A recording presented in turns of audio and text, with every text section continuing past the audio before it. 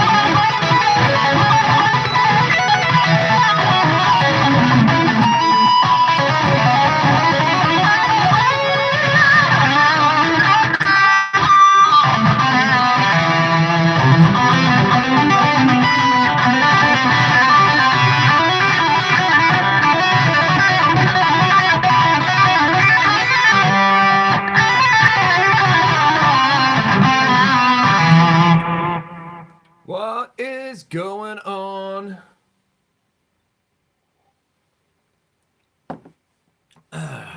What's up, dudes?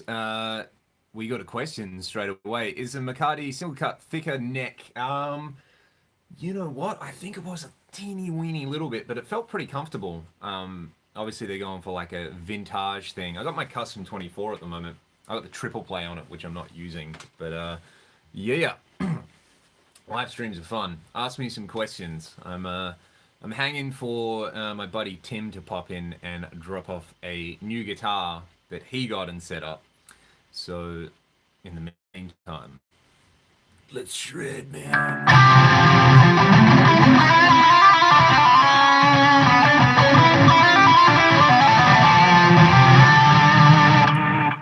Lucas, hope you're doing well, man. Southern California, yeah, I would. Oh man, I can't wait to come back. We get a lot of requests for people saying you guys should come to the States, and we spent far out. I think over the space of 4 years, we did 5 tours there, which was pretty cool. And I just love playing there. It's probably my favorite place to play in the world. Let's see, someone with $100 solid state amp that plays very frequently, would you recommend getting a new Fractal FM3? One nice thing about either of them is that you could get them and like really you're better off doing that. Get the cheaper one and spend the other money you've got on a good monitoring solution. Either some really good headphones or get some studio monitors like the Atom. I'm using the Atom A7s, which are fantastic. I understand they're a bit more expensive, but Samsung do a series of speakers called the Resolves, which are really, for the money, really quite good. Or the Atom T5s, I think, or something like that. T7V, or I forget the name, but they're like a more affordable option. So I would get whatever is cheaper and spend the rest of the money on getting a good monitoring solution. And then you will be happy with the sounds you're pulling rather than running them through like a $100 solid state amp.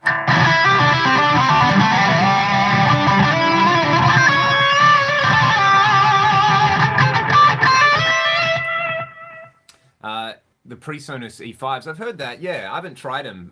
I know a few people are using them, so that's another great option as well. I was mucking around with this thing yesterday where it's like, say you want to play these two notes. I'm going to turn the delay off. Say you want to play these two notes, right? What you do is you play that one, and then you pre-bend this one by a semitone, and then you slide it into the other note.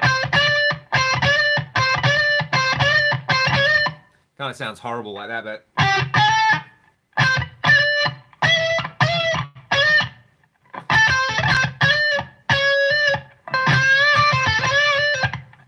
that's what I was trying to do. It almost kind of sounds like slide.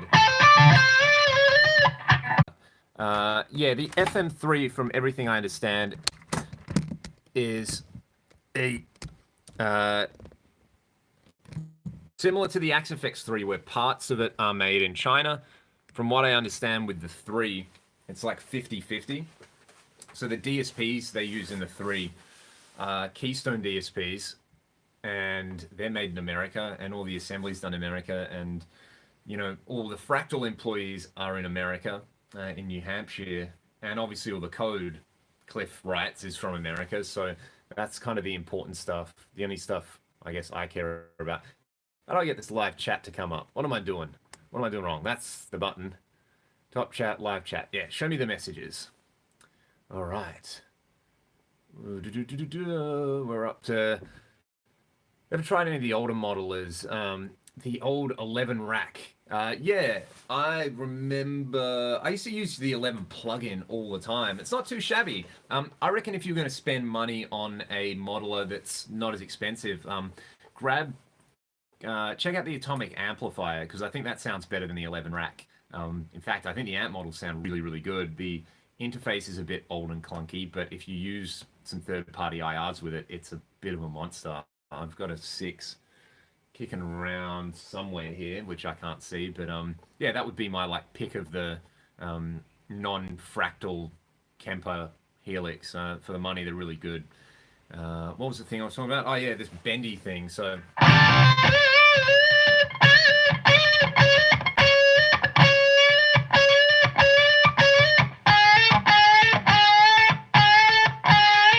that, like, to kind of get that.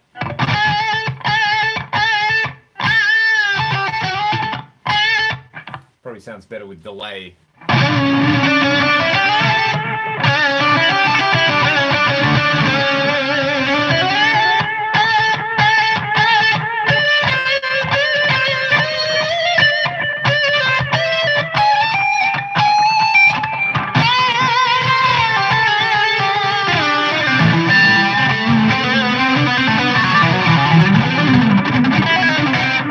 People from Singapore in here, welcome. Thanks for tuning in. I think we're in the same time zone, which is really nice. Singapore has a very, very nice airport as well. Out of all the airports I've been in the world, I think I enjoyed that one the most.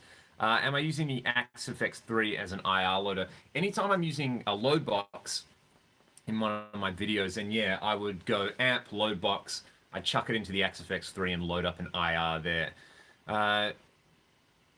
If I could only have one amp, yeah, that's the USA Silhouette too. Excellent. And we got Melbourne. I'm going to be in Melbourne in March, doing Melodic Rock Fest with a bunch of really, really awesome bands from around the world. So that's going to be pretty fun. I'm sure there'll be some good video to come out of that one. If I couldn't, this is a really good question. This is something been asked a few times. If I wasn't using a modeler, or if modelers weren't any good, what would I be using? My old rig used to be that guy, Marshall DSL 50. If I was doing kind of gigs where I needed a few sounds, like doing a rock covers gig, and for the ragdoll stuff, it was this thing, the old Rev G Recto. But I reckon now, if I could only have one, I would probably just get a Mesa Mark Series amp. I've come around to those hard, or I own a Triaxis and a 250. I reckon that would be the rig. I would probably use the Triaxis. I'd get a TCG Major or a G-Force, and oh no, actually, I reckon I'd probably get a G Major because I'm cheap. Triaxis, G Major, 250 cabinet. That would be a monstrous rig. Be able to do a lot of sounds with that. ISP Theta. I hear a lot about that particular modeler, and I haven't tried one. I've never even seen one. So, Kyle, what's up, man? I hope you're doing very, very well. That's awesome. Good to see. Good to see. Let's see, where are we up to? So, dinking around and write some new tunes. You guys want to hear part of a new tune? I'll play you some, because we're about 70% through tracking the album. Our producer just had a baby, so we've taken a couple of weeks off, a couple of months off, more like it. Isn't a bad thing. Let me find a song to tease you guys with. Let's see. This one's cool. This one has a thing that I really like the sound of in. Hopefully it won't absolutely blow your face off. Here's a little sample.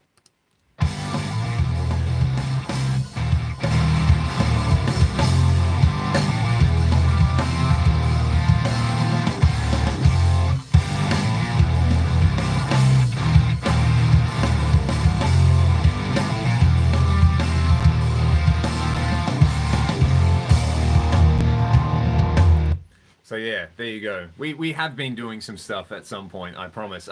Using the axe with SPDIF or an interface, it doesn't really matter. I like SPDIF because it just it means you're skipping, having to convert from digital to analog out of the axe effects and then converting from analog to digital back on your interface. You can just skip all of that and send a digital signal there. So I like that. It makes the workflow a bit easier. If I want to run stereo, I can do it with one cable rather than two. So that's the big motivation there. How many guitars do I have? Too many. It's way too many. There's a wall there, as you can see, with lots of stuff, and another wall there, lots of stuff, and cases. And my dad is a guitar player, and he had a lot of guitars. And then when I was old enough to start buying guitars, I started buying a lot of guitars, and between us, it's very, very, very silly. I got really lucky back, I guess, before reverb was a thing, where I used to buy a lot of stuff off eBay, and I would buy broken guitars, guitars with bung headstocks or bad finishes and stuff like that, and kind of do them up. So a lot of these are, they're kind of like rescues more than anything else. Where are we at in the chat? Where Axe FX 3, found the new Marshall DSL stuff, getting a DSL 20 head. Yeah, the only one I've tried is the 40, and I tried one that someone had put a vintage 30 in, and I like that a lot more than whatever the stock speaker is. So I'm a big fan of just the DSL architecture, and I've had a the 100H, the one made in Vietnam. I've had that as a backline amp a few times, and always been able to pull a pretty good sound with it. So no complaints with that guy. Haven't done the side-by-side yet. Yeah, it's really funny. Like, I'm sure anybody else who's ever been in a band as well, before you settle on song titles, you have working titles. And that one, I'm a big King's X fan. So there are like 2 songs we have which have King's X elements to them, and that riff, that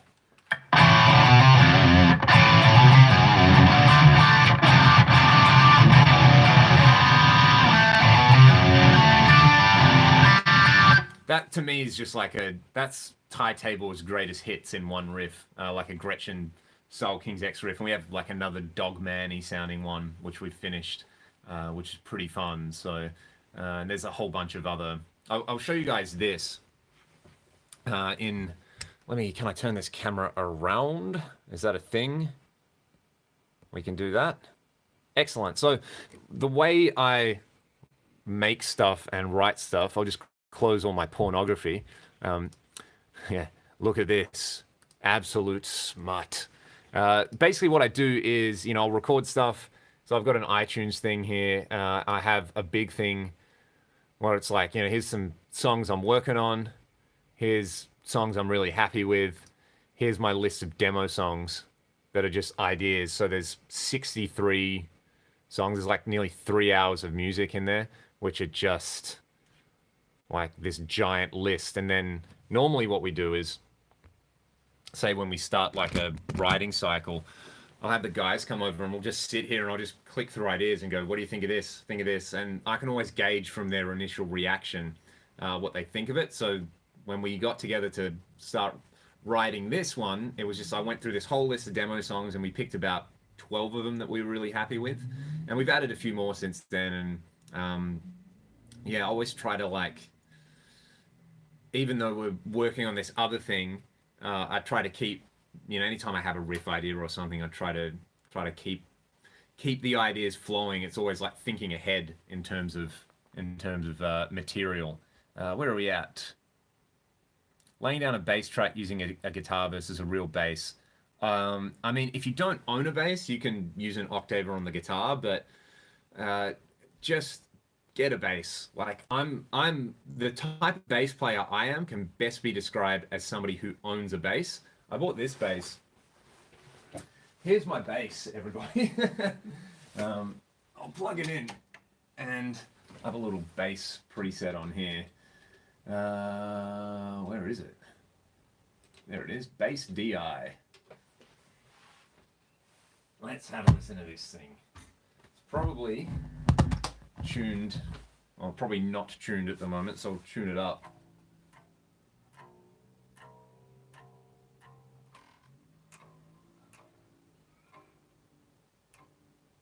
Here's my bass. Sounds like a bass. I actually need to fix the input jack on this thing. It's a bit dicky, as you can hear. So yeah. Oh, that's not right. That one's, yeah, real professional bass play. But yeah, you know, there's something about, obviously because you've got a much longer scale and the actual like overtones are going to be totally different on a real bass guitar. So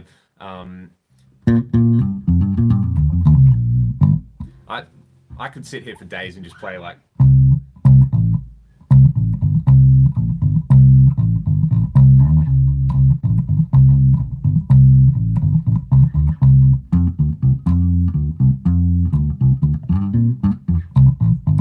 try to play Motown stuff, which I totally can't do. But yeah, this is a Japanese jazz bass, and I bought this from Norman's Rare Guitars. Yeah, the first time I went to the States, and it was $500 or $600, and it has been around the world like 5 or 6 times. Ryan, our bass player, played like this was basically the main bass he played for a long time.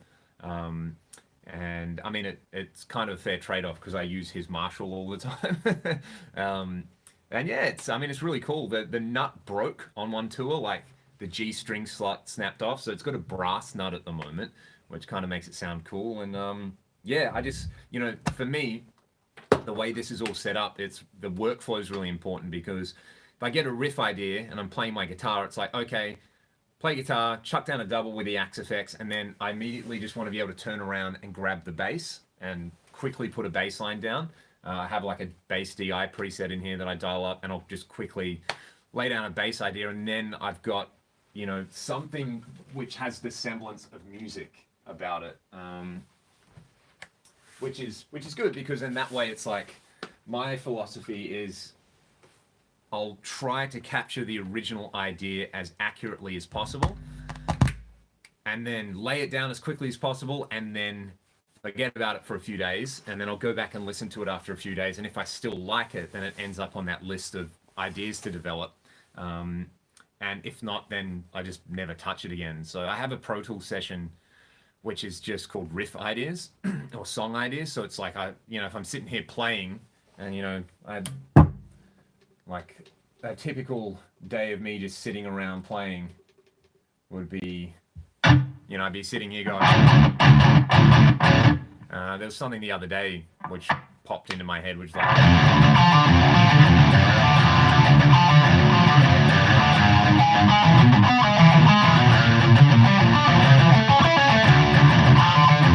something like that, and that's a really good example of, I haven't thought about that since I recorded it, so I could go back and listen to it and see if I still like it. It's tones from the Axe Effects 3. We did a few songs with amps right at the start, and then I actually got the 3, and the rest of it is all Axe Effects. Yeah, it was funny. We did a little comparison with one of the amp tracks we did, and I think it was with the 3 and with the Slate THU, and even the Slate plugin sounded fantastic as well. Sounded really, really good. And the Axe is great now, because it's like I can show up to the session and literally there's 2 XLRs in the studio sitting there for me. One is the DI, one is the main track.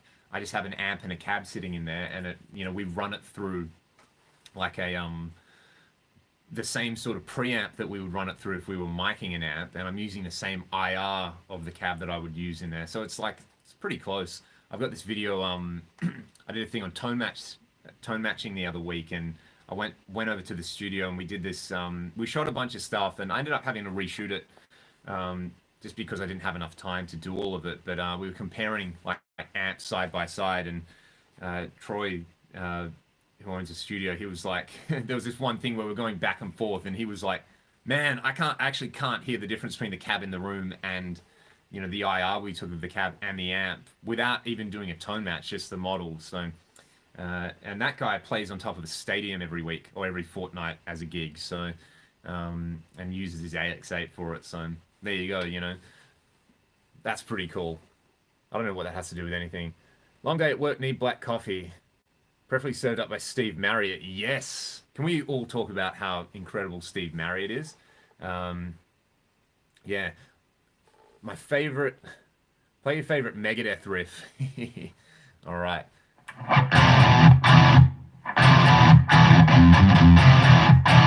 That one. That's my favorite Megadeth riff.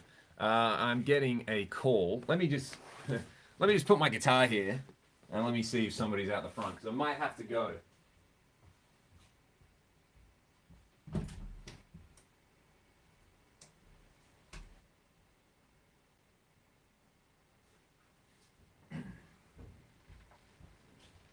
It's all good. It's all good. It's all good. Like I said, I'm just waiting for somebody to show up. So we're hanging out here. I'll send them a message.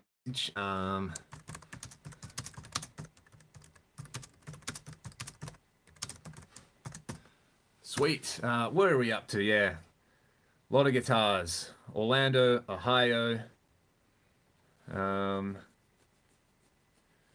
Donate through the top chat. It's not showing up for me. I don't think I have it enabled. Unfortunately. Here's a tongue twister. Pronounce my name. Ooh, this is a good one. All right, dudes. Man, I don't even want to embarrass myself. Do you pronounce the J in it? Tone Bounty. Viewer asks you to match a tone for a song using the Axe effects. Show viewers how to do it. Get PayPal as bounty.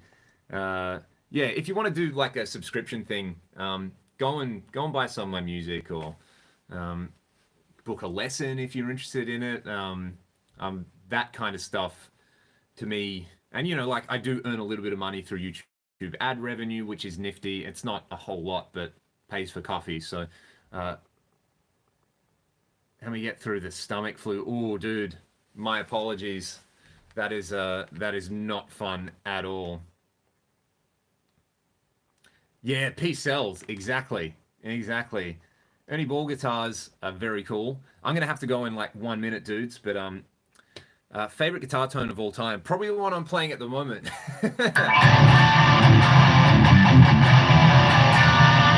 That is giving me the good feelings. JP15, yeah, man, they're just every single one I have played has just had that thing about it where you play it and it's, you know, it just makes you want to keep playing and playing and playing and playing. You know, the PRS stuff does that for me. The Serve stuff does that for me. By an axe, I'm selling my Recto and Cab and Big Sky.